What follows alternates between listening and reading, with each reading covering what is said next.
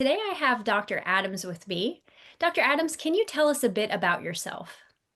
I'm Dr. Kirk Adams. I'm talking to you from my home office in Seattle. I am a blind person, have been since age 5 when both of my retinas detached when I was in kindergarten. I went to school and got a master's in not-for-profit leadership, changing jobs till I ended up at the Lighthouse for the Blind here in Seattle, starting their foundation and fundraising program. Hard work I needed to do for a couple of years to be qualified to become the CEO there. Now I've taken the risk to start my own business, innovative impact consulting, working with companies to help them accelerate inclusion of people who are blind in the workforce. What does dignity of risk mean to you? Dignity of risk means allowing in this case, a blind child to develop naturally as a child gets older and transitions into adulthood, carries levels of risk. Risk means you try something that's challenging and you could fail and you will fail, but that teaches you resilience, it teaches you creative problem solving. And so the dignity part is giving the blind child the opportunity to develop, thrive as a human being by taking risks. Thank you. And can you share about the impact that allowing for dignity of risk had on you? As an 8-year-old blind kid, I really felt, I believed that I could accomplish what I wanted to accomplish, solve problems, figure things out, get what I wanted. And that was given to me because the school and my family had me doing developmentally appropriate things. And I have a very strong memory when I was thinking about the dignity of risk and allowing kids to take risks so they can grow.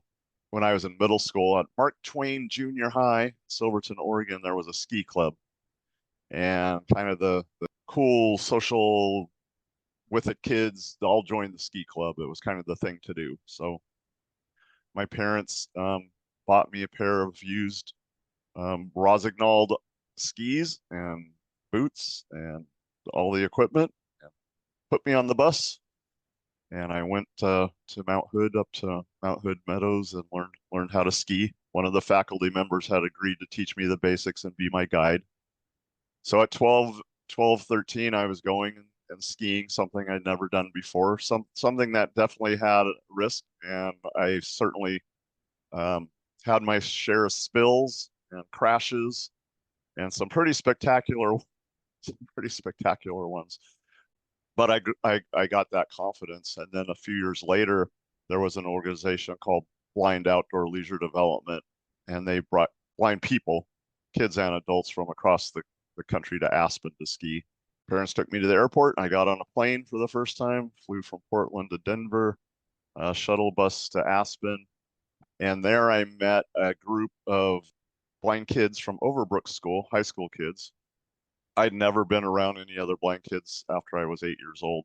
So I got to fall in with this group of kind of rowdy teenagers, and they had a young woman who was their teacher chaperone. She understood the dignity of risk because she gave us a pretty long leash.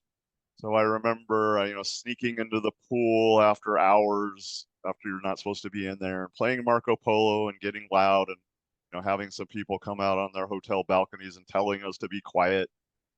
So I had that developmentally appropriate experience of being a teenager, of being off on your own, and pushing some boundaries. So again, I just feel that the way we develop strengths, if you read the book The Talent Code, it says we develop strengths by overcoming increasingly difficult challenges. I certainly had opportunities to take lots of risks, and it led me to going to college with a scholarship, meeting a young lady first week of school that I took the risk of asking her out. We will be married 40 years here in September. Congratulations. Um, I entered the world of work and faced all those obstacles that many of us do in finding employment. Took the risk of moving from Seattle to New York City in a tiny apartment in Brooklyn, working in downtown Manhattan, and learning how to use the subways as a totally blind person, which was my greatest O&M challenge. So I've taken a lot of risks, sometimes more than my wife really appreciated, because she was along for the ride. And what advice might you offer to other parents or family members about dignity of risk? So I tell parents, if your 3 or 4 year old sighted child is out on the playground and maybe tussling in the sandbox, over a toy, your blind kid should be out there on that playground doing that same things with a cane in their hand. If your 12 or 13-year-old sighted child is meeting friends at the mall and going to the movies, then your blind child should be doing that too, which might entail learning a bus route or using rideshare or getting a taxi account or whatever creative solution you have to allow them to have that same experience. Because that's how we develop, by taking on increasingly challenging things. And if you have a challenge, there is a risk. You might fail at it, but that's how we learn. Risk is so important. You have to manage it. You have to analyze it and manage it. It has to be part of life in order to grow. I was allowed to take risks and fall. Um, at the School for the Blind, we're climbing trees and scraping our knees. And sometimes I tell parents you can measure how well you're doing by how many times you need to go to the emergency room, which I know is scary because I'm a parent. My kids are sighted.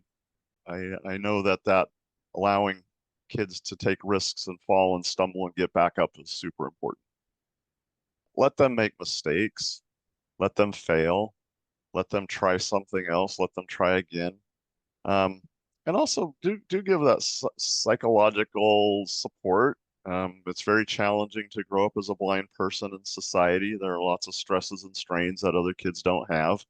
But I would say really, really important to let your kids stumble and fall, get back up.